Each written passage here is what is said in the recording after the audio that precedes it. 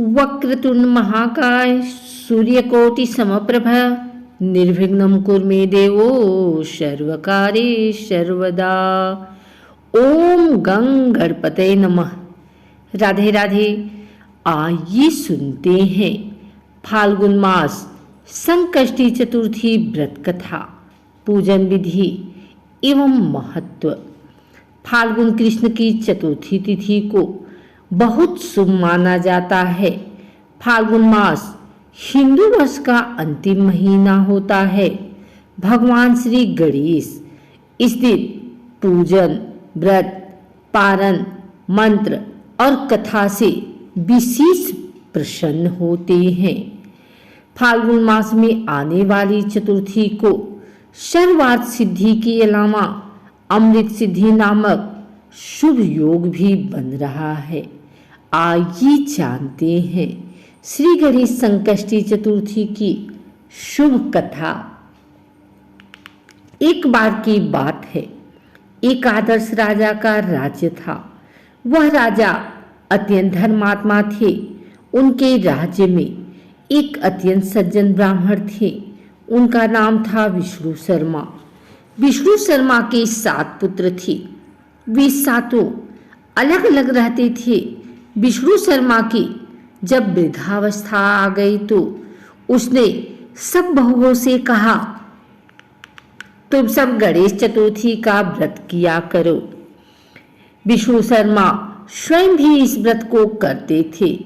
आयु हो जाने पर यह दायित्व वह बहुओं को सौंपना चाहते थे।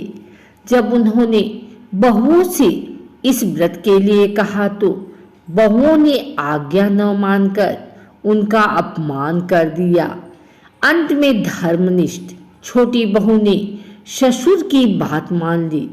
उसने पूजा के सामान की व्यवस्था करके ससुर के साथ व्रत किया और भोजन नहीं किया। ससुर को भोजन करा दिया। जब आधी रात बीती तो विष्णु शर्मा को उल्टी और दस्त लग गए। छोटी बहू ने मलमूत्र से खराब हुए कपड़ों को साफ करके ससुर के शरीर को धोया और पूछा। पूरी रात बिना कुछ खाए पिए जागती रही।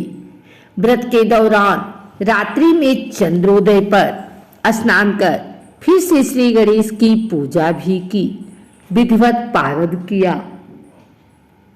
विपरीत स्थिति में भी अपना धैर्य नहीं खोया। पूजा और ससुर की सेवा दोनों श्रद्धा भाव से करती रही। गणेश जी ने उन दोनों पर अपनी कृपा की। अगले दिन से ही ससुर जी का स्वास्थ्य ठीक होने लगा और छोटी बहू का घर धन धान्य से परिपूर्ण हो गया। फिर तो अन्य बहुओं को भी इस प्रसंग से प्रेरणा मिली और उन्होंने अपने ससुर से क्षमा मांगते हुए फाल्गुन कृष्ण संकष्टी चतुर्थी व्रत किया और साल भर आने वाले हर चतुर्थी को व्रत करने का शुभ संकल्प लिया। श्री गणेश की कृपा से सभी का स्वभाव सुधर जाए। 12 मास चतुर्थी व्रत कर दान दक्षिणा देने के प्रथम पूज्य श्री गणेश देव महाराज समस्त कामनाओं की पूर्ति करते हैं। जन्म जरा मृत्यु के पास नष्ट कर अंत में अपने दिव्य लोक को स्थान देते हैं, जहाँ श्री गजानन महाराज की जय। सबके दिन बहुरे। सनातन धर्म में संकष्टी चतुर्थी का विशेष महत्व है। हर महीने की चतुर्थी तिथि भगवान श्री गणेश को समर्पित है। कृष्ण पक्ष की चतुर्थी तिथि संकष्टी चतुर्थी और शुक्ल पक्ष की चतुर्थी विनायक चतुर्थी कहलाती है। इस दिन लोग सुख शांति और समृद्धि के लिए गणपति बप्पा की पूजा अर्चना करते हैं। भगवान गणेश भक्तों के लिए विघ्नहर्ता माने जाते हैं। धार्मिक मान्यता है कि विघ्नहर्ता श्री गणेश की पूजा करने से भक्तों के सभी कष्ट दूर हो जाते हैं। आइए जानते हैं फाल्गुन माह की संकष्टी चतुर्थी तिथि पूजा विधि के बारे में। पंचांग के अनुसार फाल्गुन मास के कृष्ण पक्ष की चतुर्थी तिथि की शुरुआत 28 फरवरी को देर रात 1:53 पर हो रही है। इसका समापन अगले दिन 29 फरवरी को सुबह 4:18 पर होगी। संकष्टी चतुर्थी का व्रत 28 फरवरी दिन बुधवार को रखा जाएगा। संकष्टी चतुर्थी के दिन भगवान गणेश की पूजा के लिए 2 शुभ मुहूर्त हैं।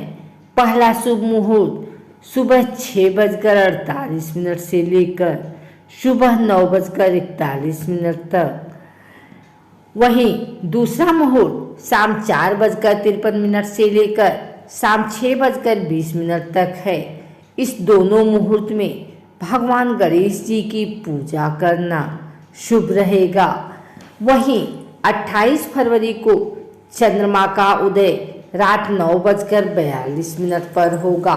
संकष्टी चतुर्थी पूजा विधि। संकष्टी चतुर्थी के दिन स्नान आदि कर घर में गंगा जल छिड़कें। घर के मंदिर में दीप प्रज्वलित करें। संभव हो तो इस दिन व्रत भी रखें। गणपति भगवान का गंगा जल से अभिषेक करें। भगवान गणेश को दुर्वा घास भी अर्पित करें। भगवान गणेश को सिंदूर लगाएं। गणेश जी को भोग भी लगाएं। संकष्टी चतुर्थी की पूजा के लिए लकड़ी की चौकी, पीला कपड़ा, जनेऊ, सुपारी, पान का पत्ता, लौंग, इलायची, गंगा जल, गणपति की मूर्ति, लाल फूल, 21 गांठ दुर्वा, रोली, मेहंदी, सिंदूर, अक्षत, हल्दी, मौली, इत्र, अबीर, गुलाल, गाय का घी, दीप, धूप, 11 या 21 तिल के लड्डू, मोदक, मौसमी फल, सकट चौथ व्रत कथा की पुस्तक, चंद्रमा को अर्घ देने के लिए दूध, गंगाजल, कलश, चीनी आदि चीजों की आवश्यकता होगी। संकष्टी चतुर्थी महत्व। सनातन धर्म में संकष्टी चतुर्थी को बहुत महत्वपूर्ण माना जाता है। इस व्रत को सभी कार्यों में सिद्धि प्राप्त के लिए अचूक माना गया है। संकष्टी चतुर्थी के दिन भगवान गणेश और चंद्रमा की उपासना की जाती है। मान्यता है कि इस दिन गणपति की उपासना करने से जीवन के संकट टल जाते हैं। जो व्यक्ति इस दिन व्रत रखते हैं उसकी सनातन संबंधी समस्याएं दूर होती हैं। धन और कर्ज संबंधी समस्याओं का समाधान होता है।